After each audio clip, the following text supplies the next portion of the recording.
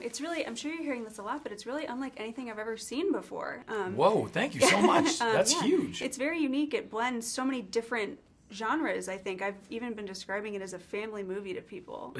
I'm so glad you are, because that's exactly what I see it as. And I see it, you know, the truth is, I don't think my name was a name that you would think, oh, that guy's going to go direct a horror movie.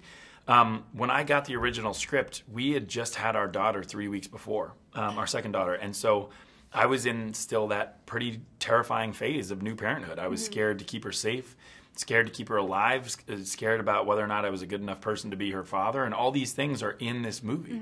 As scary as it is, and I love that people are saying it's a scary movie, the truth of the matter is, and it looks insane from looking at this poster, but this is a love letter to my kids. I mean, this is truly a story about what would you really do for your children in order to protect them. And the family stuff is so emotional for me, so I'm really glad you said that. Yes, you can say it's a family movie. Great, I have been. Okay, good. I'll keep doing it. Good. And what an emotional movie, I imagine, or an affecting movie to make with your partner and the person that you're doing this with. Yeah, I mean, for so many reasons, doing it with Emily was monumental in my career and in my life. The truth of the matter is, I knew that she would be the best actress for the role, but I didn't want to ask her to do it. I was so scared. So while I was rewriting the script, I had her only in mind, but I felt like me asking her to do it would go one of two ways. One, she would say no. That makes for a very awkward dinner conversation. Or two, you know, she says, yes, I'll do it for you, which would be actually worse for me. I needed her to, because I know how intelligent she is, what insane taste she has,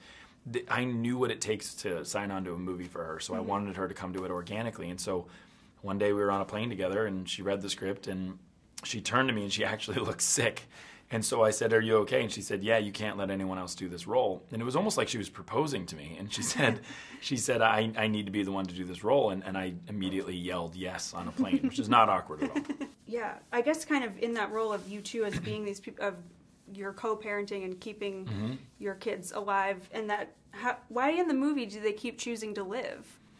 It's a really good question. I mean, I think there's a lot of powerful sort of thinking behind that in every day, and certainly in today's world, is like the idea of moving on and carrying on and continuing through a horrible trauma is something that a lot of people face, and I think that it is a very scary thing to do.